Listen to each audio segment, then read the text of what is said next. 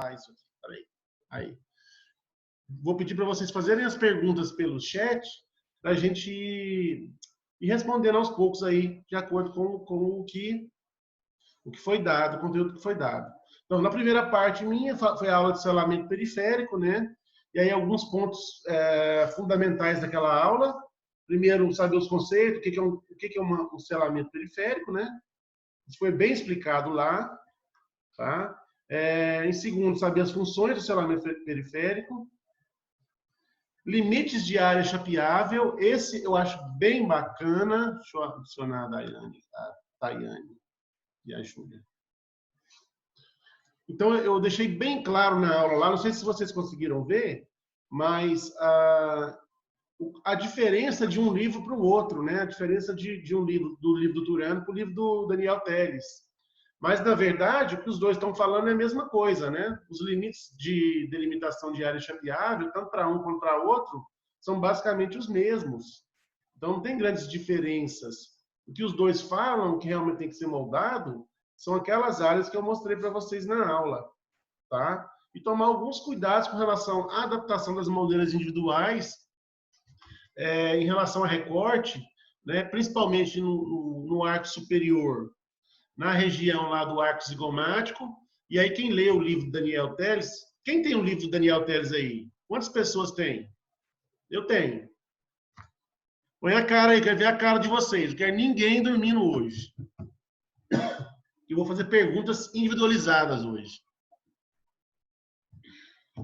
Então, lá no livro do Daniel Telles, quem teve oportunidade de ler, ele classifica os rebordes superiores em três classes, né? Deixa eu tentar achar aqui. Peraí. A gente vai acompanhando pelo livro, aí fica mais fácil. Ele classifica de acordo com a classe que ele denomina aqui classe de House, né? Classificação de House. Não sei quem leu lá, não sei quem se esclareceu. Então, dependendo da reabsorção do rebordo, você precisa fazer um recorte na área chapeável, lá na região de arco zigomático, interessante. Tá? Isso é bem bacana. Por isso que eu acho que a gente dá aula teórica por WhatsApp, ou pelo PowerPoint, mas nunca é igual ler o livro. Tá? Então, eu sugiro para vocês ter a leitura do livro, que é bem importante para completar o que a gente já está falando aqui. Bacana? O Daniel Telles, eu tenho impressão que tem na biblioteca virtual. Não tenho certeza, Bárbara. Mas depois você confere para mim. Tá? Até importante você me passar esse feedback para eu saber se tem ou não. Porque se não tiver, eu vou, na próxima pedida da biblioteca lá, eu peço para acrescentar. Eu acho que é um livro que vale a pena ter lá. Ajuda demais, é muito didático, tem imagens muito boas.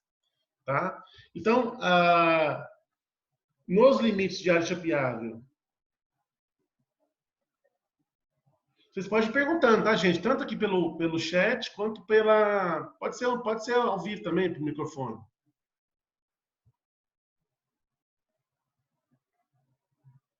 Vocês entenderam os músculos que a gente copia e as impressões que a gente precisa remover lá durante os limites de delimitação de área chapeável? Ficou claro isso para vocês? Professor, Oi. Eu não entendi uma coisa. Nos artigos fala que em rebordos muito retentivos não é aconselhável na hora de fazer a moldagem secundária ou a funcional, né? Usar a Godiva ou a pasta zinco-enólica, né? Aí eu não vi lá o que pode usar nesses rebordos. Perfeito, Heloísa. Você viu na aula que tem dois tipos de materiais básicos, né? Básicos são dois, né? São os materiais elásticos e os materiais anelásticos. Todo mundo entende o que é um reborde reabsorvido, certo? Reabsorvido não, desculpa, retentivo. Né? Aquelas reabsorções que acontecem no reborde, deixando áreas retentivas que na hora que você pressiona a moldeira para tirar, às vezes ela trava lá na área retentiva e machuca o paciente. Então, materiais anelásticos, nesse caso, como a Godiva e as pastas de óxido de zinco e eugenol, são muito rígidos. Talvez na hora da pressão que você faça para remover ele da boca, ele fica retido. Então, às vezes machuca ou às vezes ele fratura na hora que você remove. Removendo o material da superfície e não copiando direito os modelos.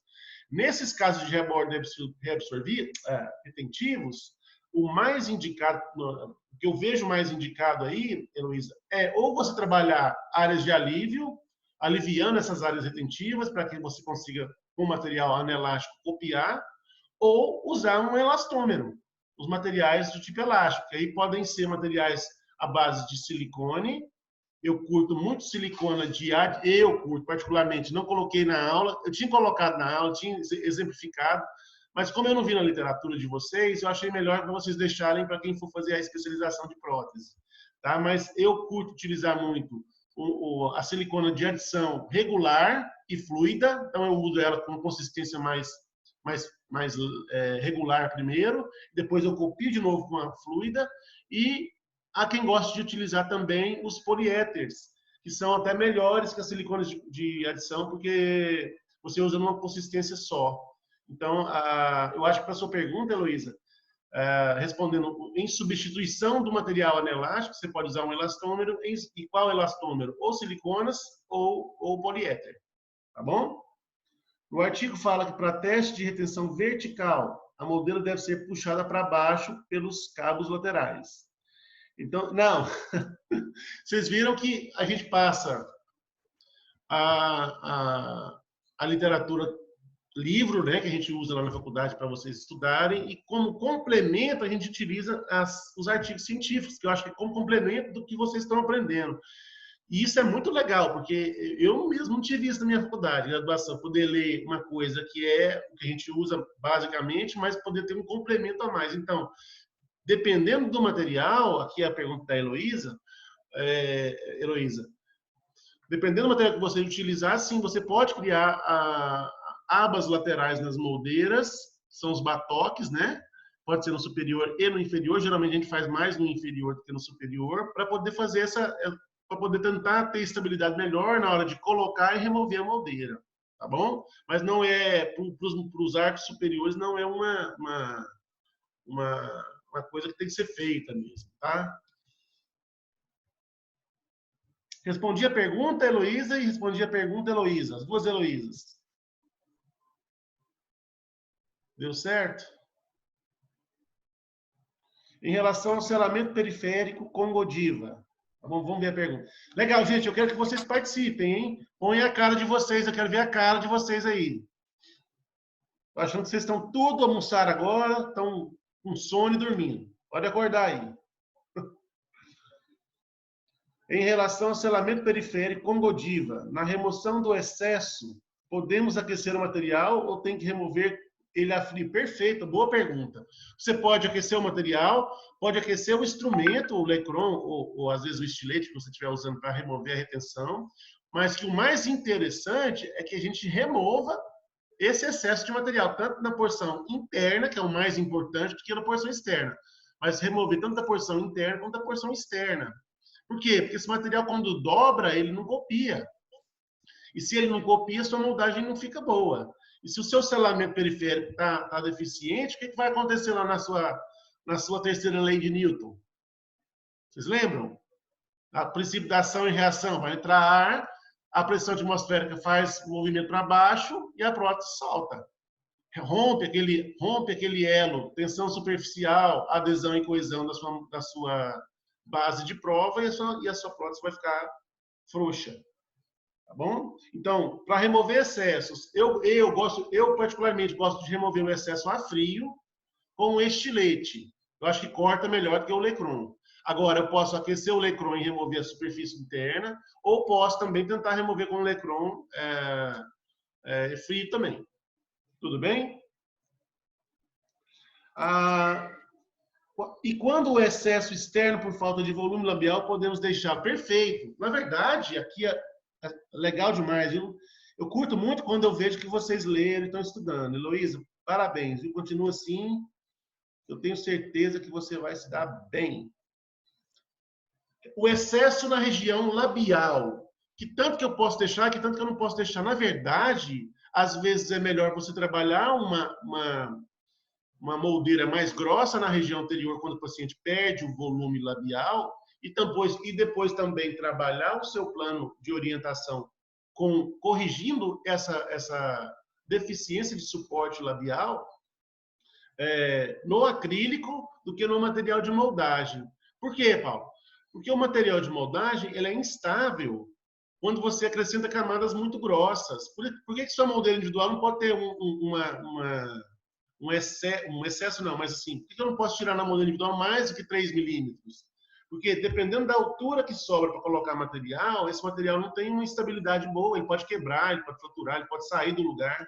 Então não é legal. Da mesma forma que quando você perde o volume labial, o suporte labial, pacientes que perdem, tem reabsorções no sentido horizontal muito severas, a gente pode acrescentar na base da chapa de prova, ou às vezes até na moldeira individual, para aumentar esse volume, para poder já começar a criar esse controle labial, que o paciente vai ficar mais próximo do que a gente quer que fique, tá? Mas excesso de volume, tanto interno quanto externo, dependendo do tanto, é ruim, tá bom? Que mais? Tem mais uma galera para entrar? Impossível me ver agora? Júlia? O que foi, Júlia? Tá de bobs? Mostra aí, galera, vocês estão aí dormindo. Mais alguma pergunta? Sim, professor. Pode falando, vai falando, vamos conversando. Em oclusão, eu lembro que na hora de fazer aquela parte do garfo, o professor Diogo, ele falou assim, busca água quente lá na farmácia para mim. Aí ele moldou a Godiva lá. Perfeito. Para fazer o selamento periférico, eu posso fazer isso ou não? Então, eu acho que se você ler, não sei se foi no artigo ou no livro, eu estou confundindo agora, Heloísa, mas num dos dois tem uma técnica que você... Porque assim, eu ensinei para vocês o que eu gosto de fazer sempre. Eu gosto sempre de fazer o selamento periférico por partes. Por quê? Porque eu entendo que tem freio labial, vou copiar freio labial. Eu copio o freio, tá tudo bem com o freio, passo para a próxima parte, né? Por exemplo, vamos moldar o fundo de vestíbulo labial, depois fundo de vestíbulo bucal. Vou fazendo por etapas, porque eu acho melhor eu visualizar problemas nessa fase. Mas eu posso também fazer um selamento de borda completo, total, e depois eu aqueço um pouco de água, coloco a minha moldeira com a Godiva já nas bordas, dentro dessa água quente, e posiciono e tento fazer tudo de uma vez na boca do paciente, com os movimentos que a gente precisa fazer.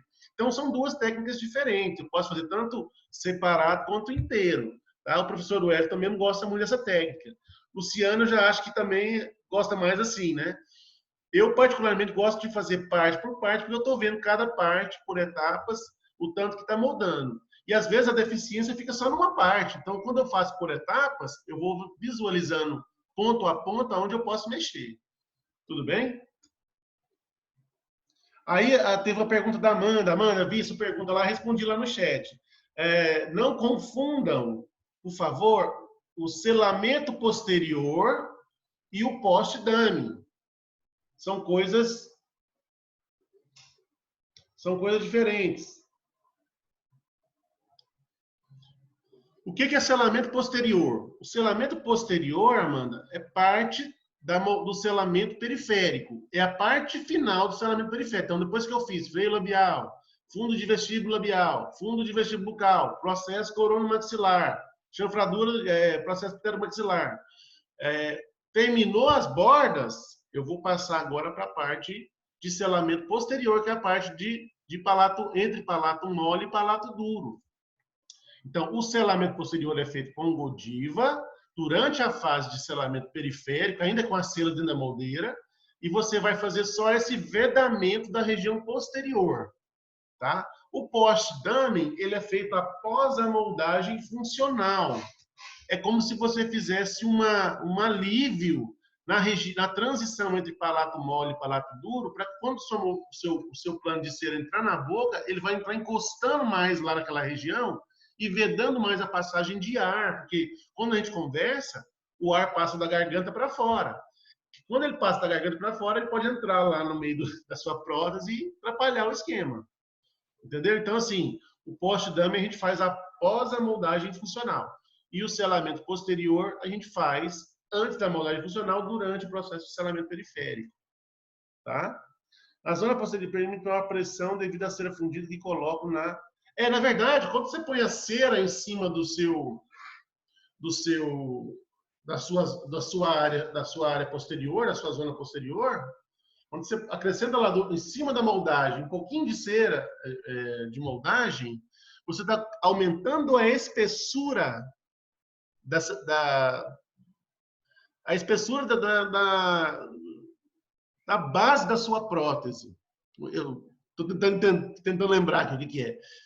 Aumenta a espessura da base da prótese. Quando você vazar o gesso, o seu modelo de gesso vai ter um alívio nessa região. Você vai fazer a sua base de prótese em cima desse alívio e a sua prótese já vem aumentada, ou seja, praticamente com um acréscimo bem leve na região posterior, que é justamente para encostar melhor na fibra mucosa e impedir a entrada de ar.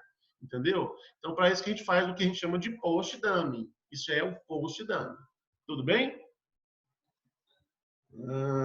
Bacana. Bárbara, vamos ver. A pasta zinco-enólica ou zinco-eugenólica sempre tem que extravasar o selamento periférico ou não?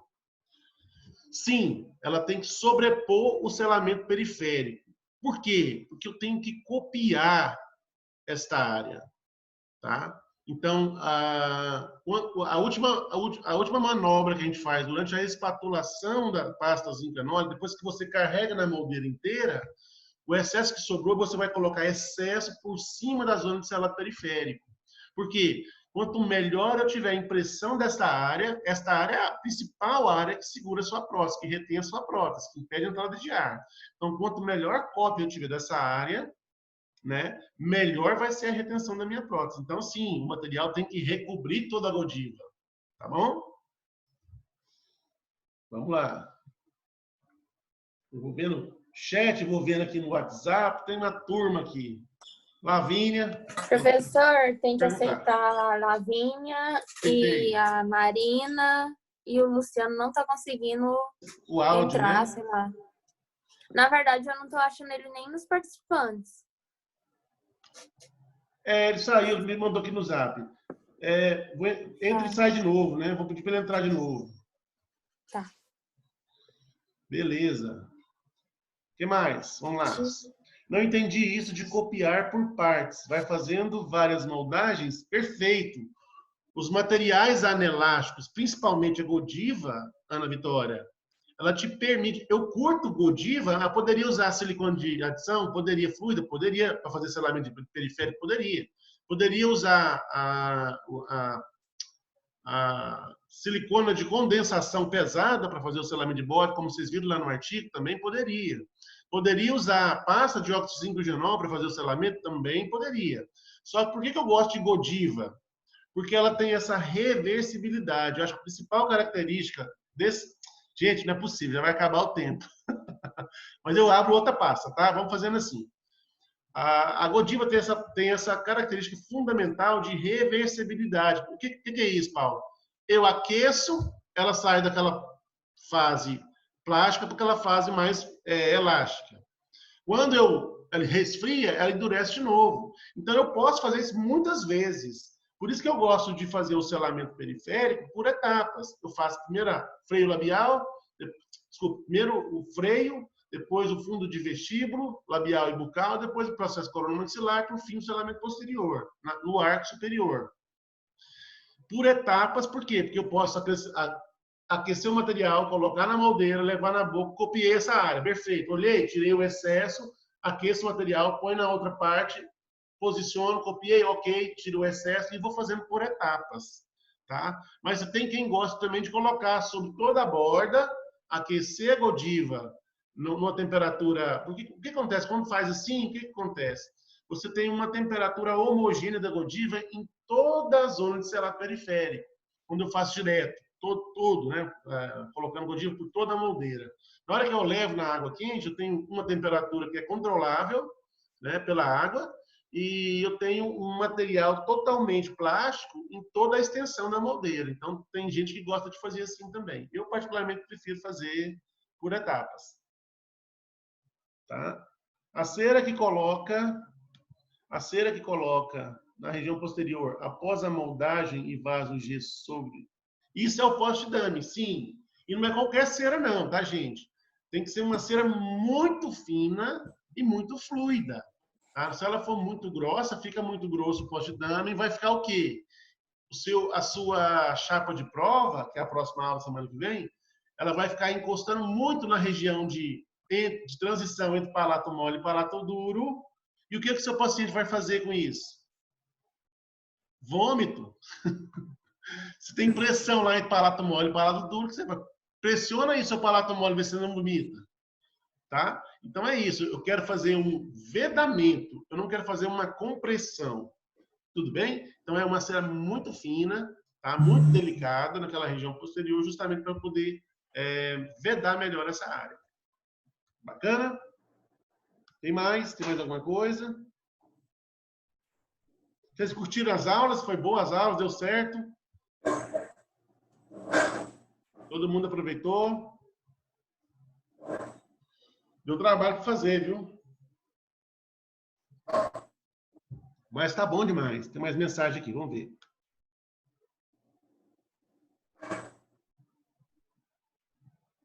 Seu querido tá na facu, Heloísa. Aguenta firme. Eu acho que não vai demorar muito para a gente ir. Já tá tendo uma boa abertura aí dos mercados, né? A gente já está vendo as coisas funcionarem. Nós estamos, nesse momento agora, no Brasil, vivendo o pico. Eu acho que o pico agora é a partir dessa semana para a próxima. Então, eu tenho particularmente achado que nós devemos voltar lá no final do mês de maio, nós devemos estar voltando para a faculdade. Tá bom? E particularmente, gente, escuta o que eu estou falando, particularmente para fazermos as aulas práticas. Todo o conteúdo teórico vai ser dado via YouTube. E aqui, pelas conversas, pelas lives. Tudo bem? Então, fiquem espertos. Eu acho muito legal vocês poderem voltar à aula 1000 vezes, assistir a aula de novo, ver os pontos que estão ruins, né? E até questionar aqui com a gente nos fóruns. Eu acho que é bem legal essa proposta. Pior que eu tô gostando, porque dá para parar e copiar. Dá para você parar e reassistir. Ah, não entendi, volta a aula. Porque quando você está em sala de aula, às vezes a gente fala rápido, né? E é legal demais poder parar e assistir de novo. Então, assim, de certa forma, eu tenho certeza que nós entramos de um jeito nessa pandemia aí, mas vamos sair totalmente diferentes. Vamos sair totalmente melhores. Eu acho que sim. Disponibilizar um conteúdo desse aqui para vocês online agora ficou fácil. Entendeu? Então, assim, essas discussões antes da prova podem ser feitas via online, um dia à noite. Ah, a prova é amanhã, a gente pode se reunir pelo Zoom aqui e fazer uma revisão. Eu acho que vai ser muito legal. Está sendo legal agora. E eu acho que vai ser para frente aí, vai ser muito legal para vocês terem um complemento a mais aí da disciplina. Bacana? Bom, vamos lá. Livro. Professor, no livro fala sobre bochecha com água salmoura. O que influencia e posso usar outro produto? Legal. Vamos lá. Ó, vou dar uma dica legal para vocês aqui. Dica clínica, tá? Então, lá no meu consultório, quando o paciente saliva demais, isso não é legal nas moldagens, tá? Por quê? Porque a saliva pode atrapalhar aí a relação de contato entre a base do material e a fibromucosa. A saliva ela é boa na hora de reter a prótese, mas na hora de moldar não é legal. Então, eu posso pedir para o meu paciente bochechar com água fria, que a água fria ela é vasoconstrutora, então diminui a capilaridade vascular, que a gente já conversou sobre isso nas outras aulas, né? Foi até uma dúvida aí, não sei de quem, mas diminui o fluxo salivar e você consegue fazer uma moldagem mais seca, tá? Mas para moldagem funcional, eu sempre indico vocês fazerem no momento de moldagem. Bom, preparei, manipulei o material de moldagem, tá prontinho, carreguei a moldeira, tá prontinho para eu levar à boca. Eu tenho que fazer uma secagem da fibromucosa. Então, eu posso pegar uma gás, passar lá na fibromucosa, lá no reborde remanescente, e aí sim eu levo o material para copiar. Tá bom? Qual bochecha que eu posso fazer? Em tempos de Covid, eu estou lendo alguns trabalhos aí, durante essas semanas, que a água oxigenada na proporção de 1:3, eu li 1:3 e agora já estou lendo até na proporção de 1:1. Esse bochecho diminui a disseminação do vírus. Não é uma coisa comprovada cientificamente ainda, mas eu tenho assistido algumas lives aí, tenho lido alguns artigos que, como forma efetiva de tratamento, pode ser feito também, tá bom? Mas é mais para evitar a contaminação. Outra coisa que eu posso fazer é pedir para o paciente bochechar com clorexidina 0,12. Também um excelente material antisséptico, tá? Mas, de forma geral, é isso. Bochechar com sal, eu acho que é mais para trazer esse tipo de... o Daniel, eu não li isso do Daniel Teles. Foi o Teles que você leu ou foi lá no Turano? Quem perguntou aqui? Amanda. Porque o Turano, eu já falei para vocês, o Turano é um livro mais velho, né? Então... Foi lá, foi no Daniel Teles ou foi no Turano? Turano, né? O Turano é um livro mais velho, né? Mas a gente já mudou os conceitos. Da época do Turano para agora, já mudamos muitos dos conceitos de profilaxia, né? Deixa eu admitir meu amigo Luciano aqui. Então, aí, na verdade, a gente pode bochechar com clorexidina 0,12 ou pode fazer esse bochecho aí um pouco preventivo com água e água oxigenada. Então, o meu conceito é esse. Se você quiser diminuir o fluxo salivar, tem algumas medicações que você pode usar para diminuir o fluxo salivar. Ou você pode fazer também um bochecho com água fria, tá? Porque a vasoconstritor vai diminuir o fluxo salivar na hora de fazer a moldagem, tá bom? Mas o que é importante? Sempre manter a mucosa no processo de moldagem o mais seca possível. Principalmente quando a escolha de material for do tipo silicone, de condensação, que são hidrófobos. Eles não gostam de água, tá? Não gostam de saliva. Então, na hora de moldar, tem que pensar nisso. Vamos lá, mais uma aqui. A Heloísa, a resina acrílica da moldeira individual sofre alguma deformação com o tempo? Tem alguma recomendação para guardar elas? Sofre. Tá? A resina acrílica termopolimerizável, autopolimerizável, elas vão perdendo as propriedades ao longo da vida. Mas, de certa forma, Heloísa, você moldou, conseguiu um bom vazamento do modelo de gesso, você pode descartar a moldeira, você não vai precisar dela mais. Tá bom? Então, de certa forma, moldei anatômico, confeccionei a moldeira individual, fiz todos os alívios, fiz todos os recortes, fiz o selamento de borda, vai para a moldagem funcional o mais rápido possível. Tá? Essa moldeira ela está perdendo propriedades para o meio externo. Então, e aí, depois que você fez a moldagem funcional, pode descartar a moldeira, a não ser que seu modelo tenha ficado ruim, que aí você pode reutilizar. Tá? Mas quanto mais tempo você deixa armazenado, mais contração ela vai sofrer.